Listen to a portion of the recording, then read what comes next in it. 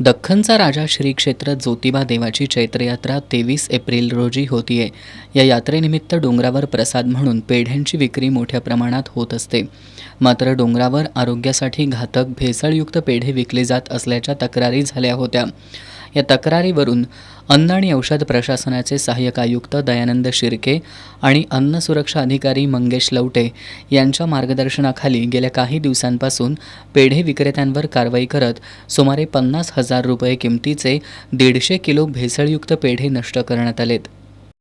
कशा प्रकारे अन्न औषध प्रशासनाच्या नियमांतर्गत व्यवसाय सुरू ठेवायचा आहे त्याबाबत आपण स्वच्छतेविषयी सर्व नियमावली त्यांना सांगितलेली आहे आणि ते सर्व आपण त्यांच्याकडून अवलंब करून घेत आहोत। एकूण आजपर्यंतच्या कालखंडामध्ये आपण मुदतबाह्य झालेला पेढ्याचा जवळजवळ 150 किलोचा साठा, त्याची अंदाजित किंमत 48,000 रुपये एवढा आपण जप्त करून तो जागेवरती नष्ट केलेला आहे।